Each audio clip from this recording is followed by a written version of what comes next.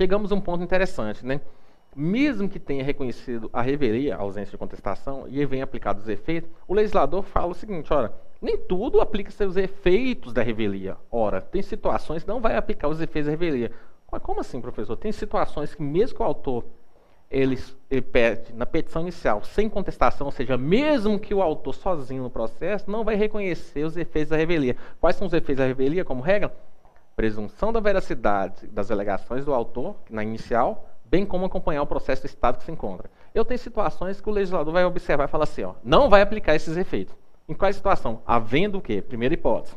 Havendo pluralidade de réus, ou seja, havendo vários réus, vamos colocar 4 réus, algum deles contestar a ação. Ora, eu tenho uma petição inicial e eu tenho 4 réus. Os 3 réus não contestaram. Um contestou. E aí o legislador falou o seguinte, ora, essa contestação vai impedir o que os efeitos da revelia para os demais que não contestaram. Então, vai evitar a presunção de veracidade das alegações. Quando eu tenho pluralidade de réus, 4 réus, só um deles apresenta o quê? Contestação. E isso é uma forma de flexibilizar, ou mitigar, ou abrandar o efeito da revelia. Ok? Havendo, então, pluralidade de réus. Outra hipótese também que não vai aplicar todos os efeitos da revelia é quando o litígio versar sobre direito indisponível. Ora, o que é isso? Se o direito, a base da discussão que o autor está colocando é um direito patrimonial indisponível, mesmo sem contestação, o efeito da presunção da veracidade das alegações ele não vai ser absoluto. Por quê? Porque o direito indisponível vai obrigar que o autor prove o direito. Ué, Charles, mesmo que vai ter a presunção? Não, ele vai ter que provar.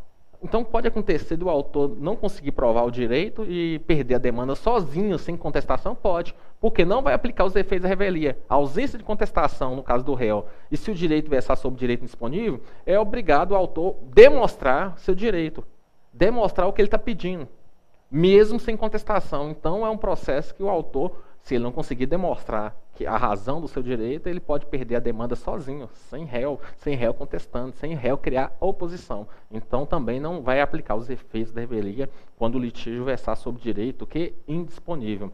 A revelia, em regra, e escutem isso, a revelia, em regra, os efeitos da presunção da veracidade do autor, ela se dá quando o direito é patrimonial disponível. Patrimonial disponível. Sendo indisponível, o autor sozinho tem que demonstrar a razão do seu direito.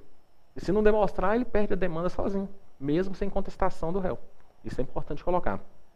Outra situação que vai abrandar, mitigar, eufemizar os efeitos da revelia é justamente se a petição inicial não contiver, ou melhor, se a petição inicial não estiver acompanhada de instrumento que a lei considere indispensável à prova do ato. Ora, eu estou discutindo uma demanda de ação demarcatória. Eu tenho que juntar o quê? O registro. Eu tenho que demonstrar a propriedade, que eu sou o proprietário. Se eu não junto esse documento essencial, ora, o juiz ele pode até indeferir o pedido. Então, mesmo que o réu não conteste, não apresente revelia, ou melhor, não conteste e for reconhecida a revelia, não gera presunção de veracidade. Por quê? Porque quando o juiz for decidir, vai falar o seguinte, mas você está falando que você é proprietário, mas em nenhum momento você comprovou que você é proprietário. Você só está falando.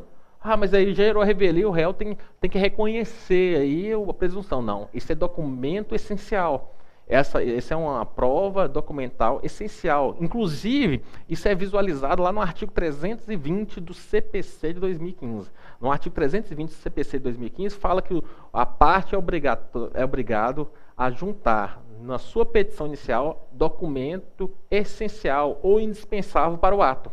Tem documento que é essencial. Se você está pedindo divórcio de um casamento, você tem que juntar o que é certidão de casamento. Sem esse documento, como é que o juiz vai saber se você é casado? Então, tem elementos, tem provas que tem que vir na petição inicial.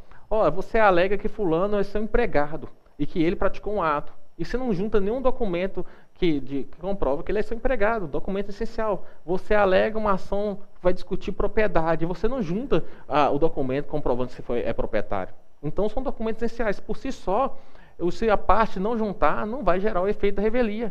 Não vai gerar a presunção da veracidade das alegações do autor.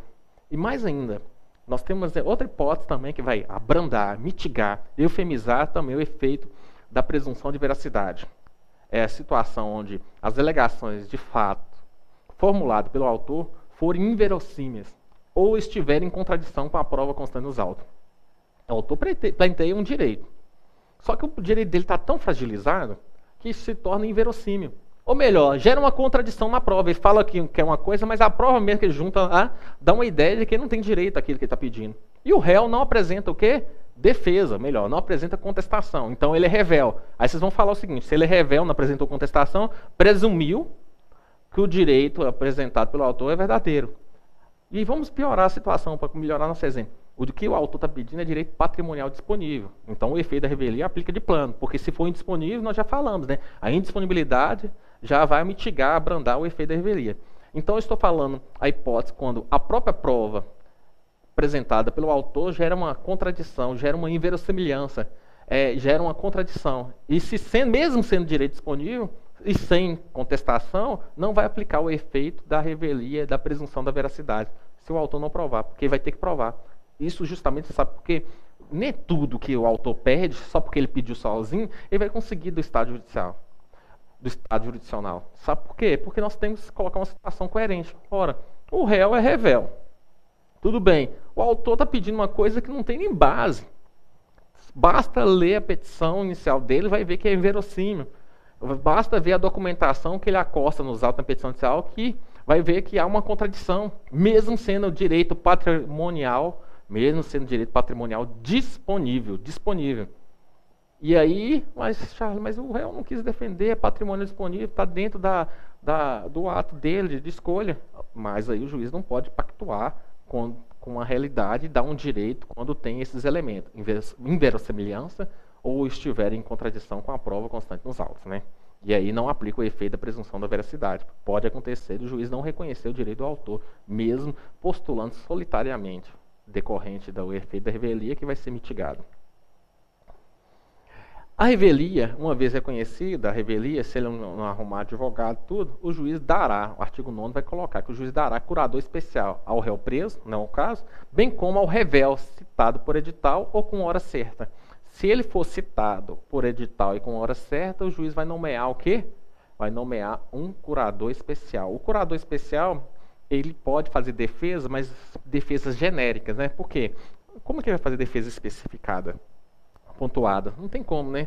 Então, se o revel for citado por edital ou com hora certa, será nomeado um curador especial, apenas nessa hipótese. Foi esse o objetivo que nós tentamos falar com vocês, né? Nós falamos das respostas, nas respostas falamos da contestação, nós falamos das defesas, nós falamos do impedimento, da suspeição, da revelia, da reconvenção, ou seja, nós tentamos trabalhar todas as formas da defesa que o réu tem. Isso exterioriza o princípio da ampla defesa, né? Esse princípio da ampla defesa é um princípio constitucional que possibilita todos a utilizar de todos os meios lícitos para se defender. Princípio esse também dentro da própria Constituição que vai obstacularizar a prova ilícita, né? E eu gosto de falar o que é prova ilícita, que a Constituição fala. Eu falo assim, o Estado não pode se tornar bandido para prender bandido e criar esse tumulto. Ou seja, a prova tem que ser lícita. Tudo que é produzido dentro da ampla defesa deve ser lícita. Por que eu estou falando de licitude de prova? Porque a contestação é uma forma de defesa que o réu tem. E é a principal forma de defesa. O nome fala contestar. Contestar o quê? Contestar o que está na petição inicial. E aí nós trabalhamos nessa aula e eu espero ter atendido a compreensão da matéria. Meu nome é Charles Teixeira Chaves, estou aqui à disposição para todo o conteúdo da nossa matéria. Obrigado.